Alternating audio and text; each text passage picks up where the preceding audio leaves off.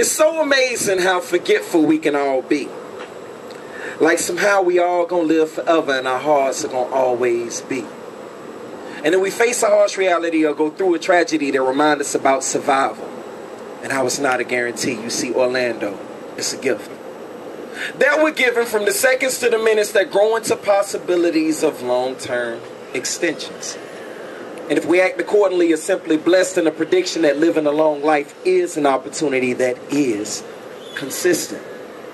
But regardless of all those facts that I mentioned, it's truly sad how many of you all are never going to really get it.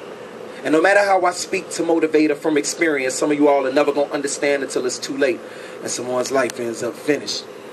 And you have the nerve to say, damn, another casualty predicted.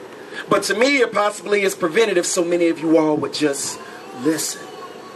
But some listeners who hear me still complaining, man, why quick spitting about this life or death shit? Is he some type of preacher? Nah, Orlando, I'm just realistic. And I'm kind enough to never keep it hidden. Regardless of any of that bitching or that moaning when I mentioned that we are all on a clock that will eventually stop. And I'm just reminding you all today could be the last one that you start.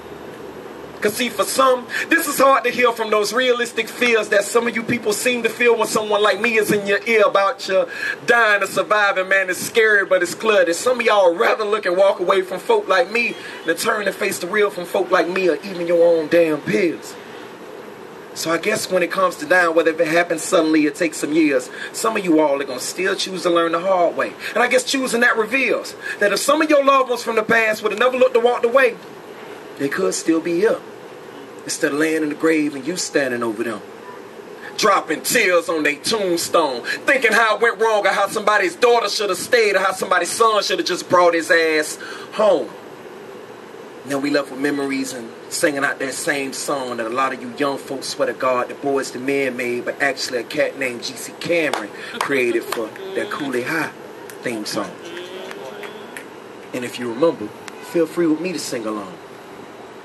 And I'll take with me the memories to be my sunshine after the rain. It's so hard to say goodbye to yesterday.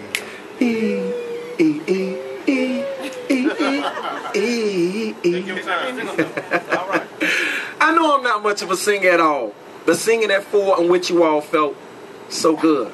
And in case you missed my point and misunderstood, I'm just tired of being the one, of seeing any one of you all crying and dropping tears over the grave sites of any of your loved ones that were took way before they had to leave.